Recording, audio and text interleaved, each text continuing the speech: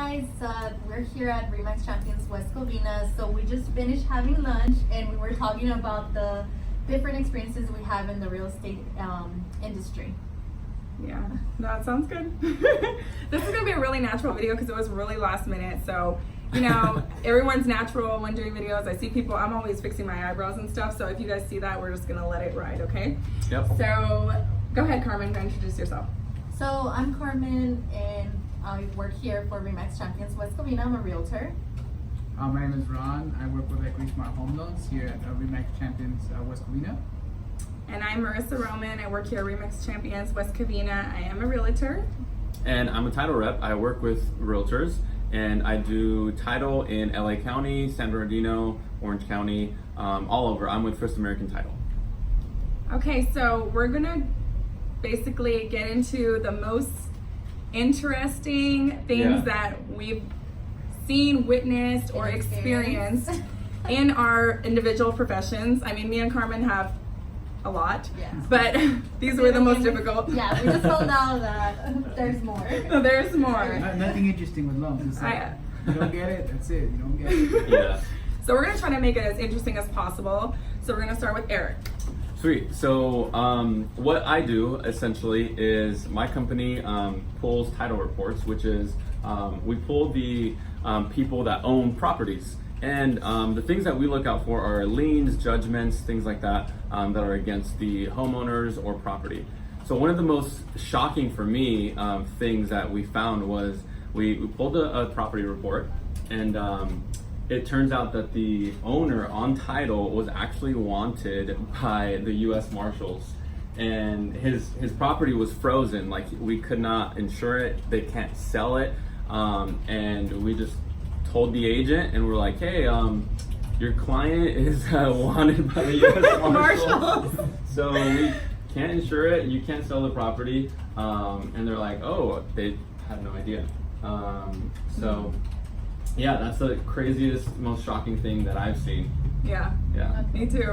On that end. Yeah, that's I guess the learning experience would be know your client and make sure they're not wanted by the U.S. Marshals. Yeah. Yeah. Yeah. Carmen. Okay, so again, I'm a realtor. I do a lot of open houses, and obviously I show houses to my clients. There was this specific time that I went and showed a house. It was a vacant home, but when we walked in, there was a couple homeless there living. So my experience will be just always be careful. Try to go during the daytime, not when it's getting dark, and make sure you're never alone. Even if you're not showing houses and you're doing open houses, always be careful because you never know, especially with the vacant homes, who's gonna be there. Yeah. Yeah. Definitely. Wow. And with loans. So mine isn't the most crazy experience because, you know, with loans it's just numbers. But I had a client one time that actually co-signed for a friend of theirs a few days before closing. And as everyone knows, you actually have to run the credit at the end to make sure everything checks out. And it killed the deal.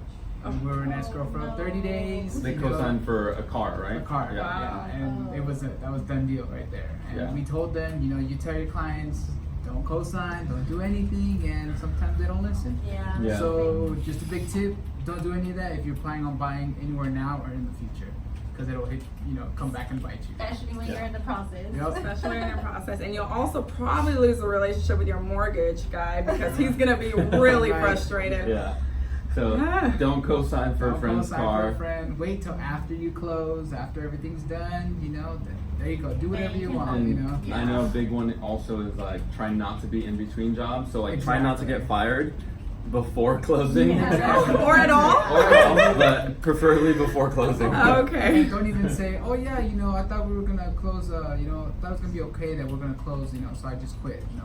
No, they need to verify that you're still there until Stay you working. Until you close. If you want to make those payments. Yeah, hopefully.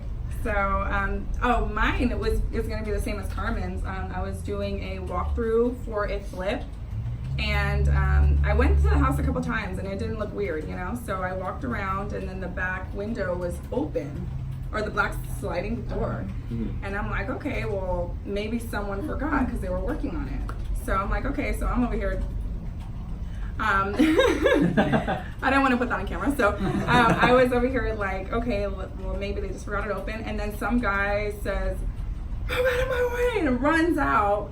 And I'm like, I didn't even know what to do. I just froze. And I was there for a minute, and I was just like looking. I was like shaking. And then I looked around, and I looked inside, and he had like his beer cans. So he definitely was drunk. And then 2 minutes later, the cops come around and say, "Ma'am, do you know the homeowner?" I had the homeowner on the phone. And yeah, that was kind of scary. So Yeah. bring mace. I don't know.